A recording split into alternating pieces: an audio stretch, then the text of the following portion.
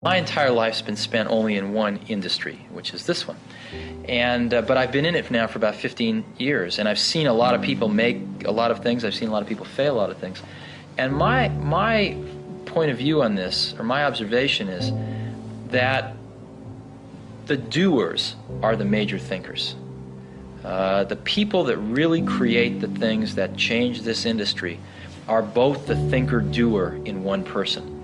And if we really go back and we examine, did Leonardo have a guy off to the side that was thinking 5 years out in the future what he would paint or the technology he would use to paint it? Of course not.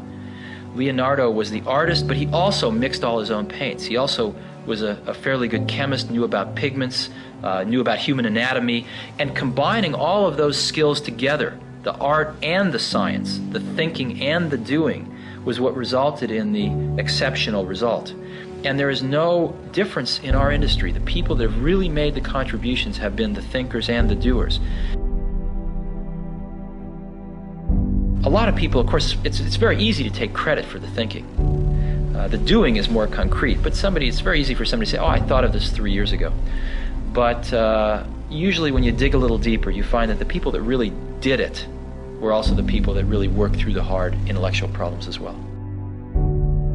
We try to hire really smart people, but we have a very simple organization, and we try to focus and do very few things well. And focusing's hard because focusing doesn't mean saying yes, it means saying no. So we decide not to do a lot of things so we can focus on a few handfuls of things and do them well. And I think everybody working at a company wants to do something great. They want to be excited about what they're working on. And they want to be recognized for it if they do a really great job. So we just try to allow people to do the best work of their lives at Apple and get it out to 25 million customers that we have. And that's very exciting. And when you're working on something and if this works out, up to 25 million people are going to use this. It's very motivating. And it's not just 25 million of our customers, but other companies tend to follow us. It takes them a few years, but other companies tend to copy what we do if it works. And so we can influence the whole industry.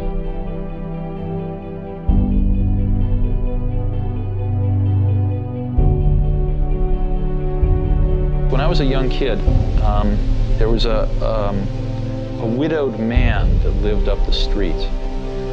And he was in his 80s. He's a little scary looking, and I got to know him a little bit. I think he might have paid me to mow his lawn or something. And one day he said, "Come on into my garage, I want to show you something." And he pulled out this dusty old rock tumbler. And it was a motor and a coffee can and a little band between them. And he said, "Come on with me." We went out to the back and we got just some rocks, some regular old ugly rocks. And we put them in the can with a little bit of liquid and a little bit of grit powder, and we closed the can up, and he turned this motor on. He said, "Come back tomorrow." And his can was making a racket as the stones went around. And I came back the next day, and we opened the can, and we took out these amazingly beautiful polished rocks. The same common stones that had gone in through rubbing against each other like this, creating a little bit of friction, creating a little bit of noise, had come out these beautiful polished rocks. And that's always been, in my mind, my metaphor for a team working really hard on something they're passionate about, is that it's through the team, through that group of incredibly talented people, bumping up against each other, having arguments, having fights sometimes, making some noise, and working together, they polish each other, and they polish the ideas, and what comes out are these really beautiful stones. So it's hard to explain, and it's certainly not the result of one person. I mean, people like symbols, so I'm the symbol of certain things, but it really was a team effort on the Mac. One of the things that really hurt Apple was after I left, John Sculley got a very serious disease. And that disease, I've seen other people get it too. it's the disease of thinking that a really great idea is 90% of the work. And that if you just tell all these other people, you know, here's this great idea, then of course they can go off and make it happen. And the problem with that is that there's just a tremendous amount of craftsmanship in between a great idea and a great product. And as you evolve that great idea, it changes and grows. It never comes out like it starts, because you learn a lot more as you get into the subtleties of it. And you also find there's tremendous trade-offs that you have to make. I mean, you know, there are just certain things you can't make electrons do. There are certain things you can't make plastic do or glass do. And as you get into, or factories do, or robots do. And as you get into all these things, designing a product is keeping 5,000 things in your brain, these concepts, and fitting them all together in kind of continuing to push to fit them together in new and different ways to get what you want. And every day you discover something new that is a new problem or a new opportunity to fit these things together a little differently. And it's that process that is the magic. There needs to be someone who is sort of the keeper and reiterator of the vision. Because there's just a ton of work to do. And a lot of times, you know, when you have to walk 1,000 miles and you take the first step, it looks like a long ways. And it really helps if there's someone there saying, well, we're one step closer. You know, the goal definitely exists. It's not just a mirage out there. So in 1,001 little and sometimes larger ways, the vision needs to be reiterated. I do that a lot. And it'll all work itself out. A lot of people come to me and they say, well, I want to be an entrepreneur. And I go, oh, that's great. What's your idea? And they go, well, I don't have one yet. And I say, well, I think you should go get a job as a busboy or something until you find something you're really passionate about, because it's a lot of work. And I'm convinced that about half of what separates the successful entrepreneurs from the non-successful ones is pure perseverance. It is so hard. You pour so much of your life into this thing. There are such rough moments in time that most people give up.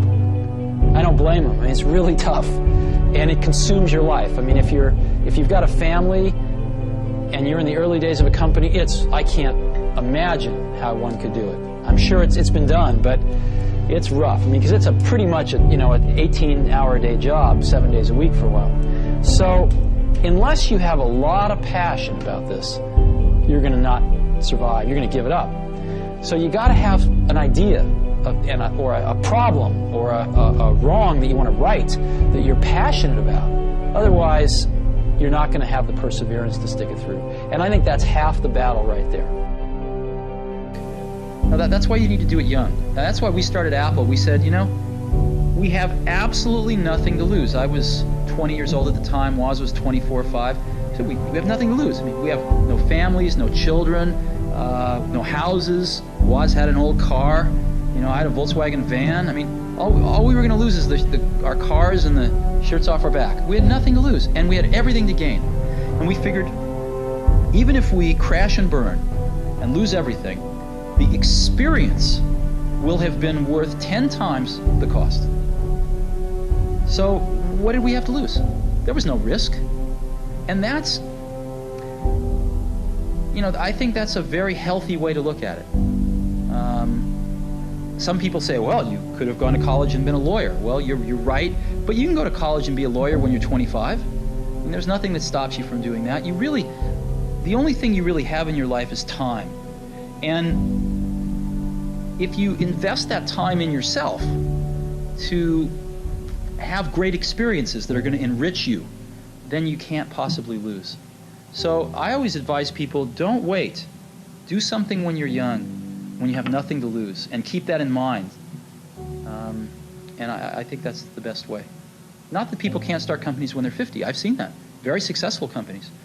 But it's a lot easier when you're young and have nothing to lose and don't have the responsibilities to other people that you will acquire later on in your life. It's hard to remember how bad it was, you know, in early 80s. With IBM taking over the world with the PC, with DOS out there, it was far worse than the Apple II. They tried to copy the Apple II, and they'd done a pretty bad job, and you needed to know a lot. And so things were kind of slipping backwards. And Macintosh was, you saw the 1984 commercial. You know, I hope you have that in your archives. You know, Macintosh was basically this this relatively small company, you know, in Cupertino, California, taking on the Goliath, IBM, and saying, wait a minute, your way is wrong. This is not the way we want computers to go. This is not the legacy we want to leave. This is not what we want our kids to be learning. This is wrong, and we are going to show you the right way to do it. And here it is. It's called Macintosh, and this is so much better that it's going to beat you. And we are going to do it. And that's what Apple stood for. Things are packages of emphasis. Some things are emphasized in a product, some things are not done as well in a product, some things are chosen not to be done at all in a product. And so different people make different choices. And if the market tells us we're making the wrong choices, we listen to the market. We're just people running this company. We're trying to make great products for people. And so we have at least the courage of our convictions to say, we don't think this is part of what makes a great product. We're going to leave it out. Some people are going to not like that. They're going to call us names. It's not going to be in certain companies' vested interests that we do that, but we're going to take the heat because we want to make the best product in the world for customers. And we're going to instead focus our energy on these technologies, which we think are in their ascendancy and we think are going to be the right technologies for customers. And you know what? They're paying us to make those choices. That's what a lot of customers pay us to do, is to try to make the best products we can. And if we succeed, they'll buy them. And if we don't, they won't. I didn't know how to explain it then, but I've thought a lot about it since. Most things in life, the dynamic range between average and the best is at most 2 to 1. Right? Like if you go to New York City and you get an average taxi cab driver versus the best taxi cab driver, you know, you're probably going to get to your destination with the best taxi cab maybe 30% faster. You know, in an automobile, what's the difference between an average and the best? Maybe, I don't know, 20%. The best CD player and an average CD player, I don't know, 20%. So 2 to 1 is a big dynamic range in most of life. In software, and it used to be the case in hardware too, the difference between average and the best is 50 to 1, maybe 100 to 1. Easy. Okay? Very few things in life are like this, but what I was lucky enough to spend my life in is like this. And so I've built a lot of my success off finding these truly gifted people and not settling for B and C players, but really going for the A players. And I found something. I found that when you get enough A players together, when you go through the incredible work to find, you know, 5 of these A players, they really like working with each other because they've never had a chance to do that before. And they don't want to work with B and C players. And so it becomes self-policing, and they only want to hire more A players. And so you build up these pockets of A players, and it propagates. And that's what the Mac team was like. They were all A players. And these were extraordinarily talented people.